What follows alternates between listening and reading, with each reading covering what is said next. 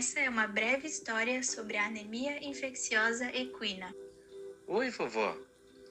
Hoje de manhã eu estava galopando por aí e fiquei pensando no vovô. Então percebi que nunca pedi para você o que aconteceu com ele. Você poderia me contar, vovô? Oi, meu neto querido. Claro que conto, mas a história não é muito feliz. Quer saber mesmo assim? Quero sim, vovô. Já sou grandinho. Tudo começou quando seu avô e eu fomos viajar. Ele foi competir em um rodeio no Pantanal brasileiro.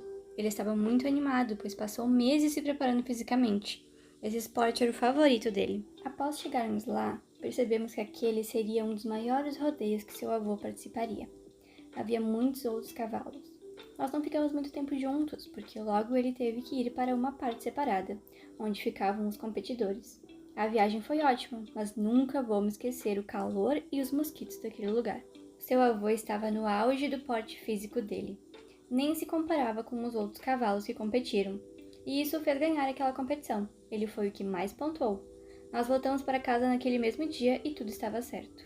Eu e seu avô estávamos muito felizes com o troféu que ele ganhou, mas conforme os dias foram passando, eu percebi que ele estava cada vez mais cabisbaixo e sem motivação. Fiquei preocupada, pois ele sempre gostou muito de atividades físicas e de repente ele não tinha nem vontade e nem força de levantar da baia. O veterinário foi chamado até nossa casa, onde realizou exames de sangue para tentar diagnosticar o que seu avô tinha. Não muito depois, o resultado veio e mostrou que seu avô estava infectado com o vírus da anemia infecciosa equina.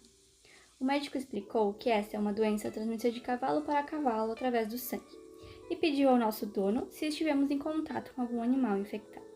Nessa hora, o dono do Aras mencionou sobre nossa viagem ao rodeio do Pantanal. O doutor pediu a ele se seu avô chegou a ser picado por algum mosquito ou se ele passou por algum procedimento onde compartilhou as mesmas seringas entre ele e os outros cavalos. E nessa hora, o dono comentou que ele levou várias picadas de mosquito. A veterinária, então, disse que este era o meio de infecção, podendo ter pego de algum animal infectado nas proximidades. Seu avô estava ficando bem debilitado, com febre e começando a apresentar perda de apetite, edemas pelo corpo, e como já diz o nome da doença, ele também ficou anêmico. Isso mexeu demais com o seu avô, pois ele adorava esportes físicos. Galopar por aí, competir em rodeios e ficar doente limitou ele a realizar essas atividades. Infelizmente, querido, aqui na Bahia essa é uma doença que não tem muitos casos. Então o seu avô precisou ser levado para o veterinário e ele nunca mais voltou. Depois de algum tempo, eu escutei o dono conversando com alguns homens e ele falou que seu avô precisou ser eutanasiado para evitar a transmissão da doença para outros cavalos. Nossa, que triste, vovó. Puxa vida, vovó. Não fazia ideia de que o vovô havia sofrido tanto. Mas agora estou com medo. E se eu ficar doente também? O que eu faço? Fique calmo, querido. Infelizmente, essa doença não tem cura, e o tratamento feito é só para amenizar os sintomas que ela causa. Mas o médico contou aquele dia que existem algumas maneiras de evitar o contágio. A primeira delas é manter as consultas ao veterinário recorrentes, e, se possível, sempre realizar exames de sangue, porque é através deles que é possível ter o diagnóstico.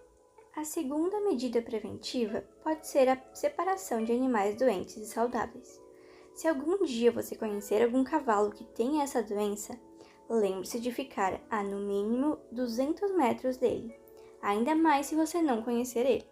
Por isso, é muito importante que os donos de aras e demais locais que contenham vários cavalos tomem cuidado na hora de comprar animais novos, para evitar comprar um que esteja contaminado e acabe adoecendo aqueles que já estão no local.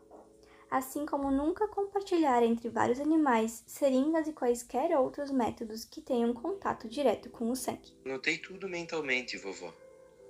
A partir de hoje, sempre vou prestar atenção nesses detalhes. Obrigada por contar a história. Aprendi muito hoje. De nada, querido. Agora volte a correr pelo pasto. O dia está lindo lá fora. Aproveite! Esse trabalho foi realizado pelos estudantes da Universidade de Caxias do Sul, Felipe Cândido, Thalita Bombassaro Moro e Tamires Giordani. Orientação: André Felipe Streck.